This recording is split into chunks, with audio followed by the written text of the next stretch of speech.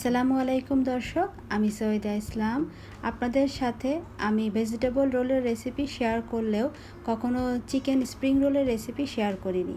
আজকে যখন তৈরি করছি ভাবলাম রেসিপিটা আপনাদের সাথে শেয়ার করে নেই।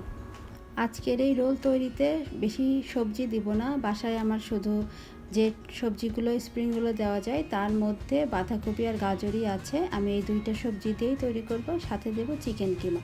বাঁধাকপিটাকে অর্ধেক করে নিয়েছি, এই অর্ধেকটাই দিব, বাকিটুকু আমি রেখে দিলাম। আর প্রথমে আমি এভাবে ছোট আকারে বাঁধাকপিটাকে কেটে নিচ্ছি, তারপরে যতটা সম্ভব একটু চিকন করেই কেটে নিব।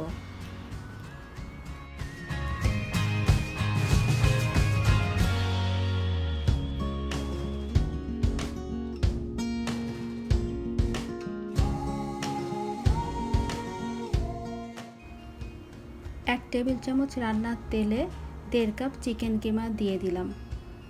কিমাগুলো দলা পাকিয়ে থাকার কারণে এভাবে প্রথমে ছাড়িয়ে নিচ্ছি। 1.5 টেবিল চামচের মতো ফ্রেশ চিলি ফ্লেক্স দিয়ে দিচ্ছি, সাথে আধা চা চামচ লবণ দিচ্ছি এই কিমাটা রান্না করার জন্য। 1 টেবিল চামচ আদা বাটা, আধা চা চামচ রসুন বাটা দেওয়ার পরে আমি স্প্যাটুলার সাহায্যে কিমার মিশ্রণটাকে খুব ভালো করে এভাবে ছাড়িয়ে নিচ্ছি, যাতে কোথাও দলা পাকিয়ে না থাকে, সুন্দর ঝরঝরে হয়ে যায় কিমাটা রান্নার পরে। চুলার হিটটা মিডিয়ামে রেখে রান্না করছি। 6-7 মিনিট পরে কিমা থেকে পানি উঠেছে। আধা চা চামচ করে ধনিয়া জিরার গুঁড়া, আধা চা চামচ গোলমরিচের গুঁড়া আর 1 চা চামচ গরম মশলার গুঁড়া দিয়ে দিলাম।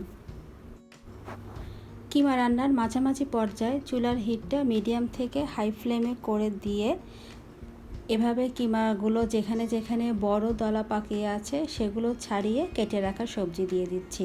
অর্ধেকটা বাঁধাকপির সাথে মিডিয়াম সাইজের একটা গাজর আমি এভাবে কুচি করেছি, সেটা দিয়ে কিমার সাথে সবজিগুলোকে ভালো করে মিশিয়ে নিচ্ছি। ঢাকনা দিয়ে সবজি আর কিমার মিশ্রণগুলোকে 2 থেকে 3 মিনিটের মতো সময় রাখবো। সবজিগুলো কি পরিমাণ সিদ্ধ হলো সেটা দেখার জন্যই ঢাকনা সরিয়ে সেগুলোকে উপর নিচ করে আবারও আমি ঢেকে দিচ্ছি। সবজিগুলো খুব বেশি সিদ্ধ করে নরম করে ফেলবো না, যাতে ক্রাঞ্চি ভাব থাকে, সেই পর্যায়ে ঢাকনা সরিয়ে নিচ্ছি। এবার উপর নিচ করে দিয়ে দিচ্ছি 1 টেবিল চামচের মতো পেঁয়াজ কুচি, 3টা কাঁচামরিচ কুচি আর 1.5 টেবিল চামচের মতো ধনেপাতা কুচি। কাঁচামরিচ, পেঁয়াজ, ধনেপাতা সব কিছু এভাবে মিশিয়ে নেওয়ার পরে আধা চা চামচ লবণ দিয়ে দিচ্ছি। কিমার পুরটা নামানোর আগ মুহূর্তে 1 চা চামচ কাসুরি মেথি হাতে এভাবে ঘোরা করে দিয়ে দিলাম। এ ধরনের খাবারে আমি দেখেছি মেথি দিলে টেস্টটা অবশ্যই ভিন্ন আসে, আর আপনারা চাইলে এটা নাও দিতে পারেন, কারণ ধনেপাতা দেওয়াই হয়ে গেছে। আর ধনেপাতার ফ্লেভারও যদি না পছন্দ করেন সেক্ষেত্রে ঘিও দিতে পারেন। আজকের পুরটা রেডি, এবার এটাকে আমি নেড়ে চেড়ে চুলা থেকে নামিয়ে নিচ্ছি। আজকে স্প্রিং রোল তৈরি করতে এই হালাল সাইন দেওয়া স্প্রিং রোল শিট ব্যবহার করছি।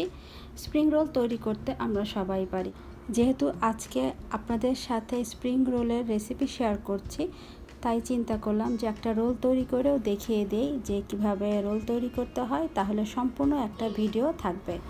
শক্ত চারকোনা বইয়ের মতো যেভাবে শিটগুলো লেগেছিল সেখান থেকে কিছুটা খুলে তার মধ্যে থেকে একটা শিট আমি এভাবে ছাড়িয়ে নিচ্ছি। আজকে রোলটা সিঙ্গেল শিটে তৈরি করব, তাই একটা করে ছাড়িয়ে নিচ্ছি।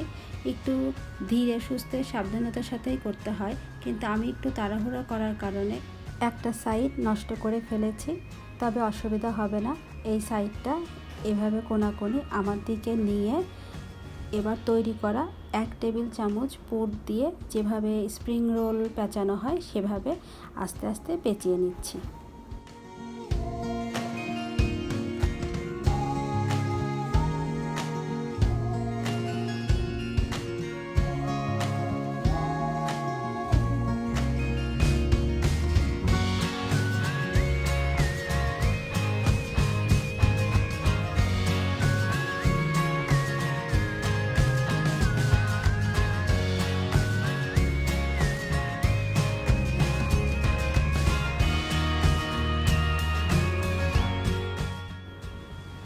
স্প্রিং রোলের পুর থেকে শুরু করে রোল কিভাবে তৈরি করা যায় সব কিছু আমার আজকের এই ভিডিওতে আমি শেয়ার করলাম।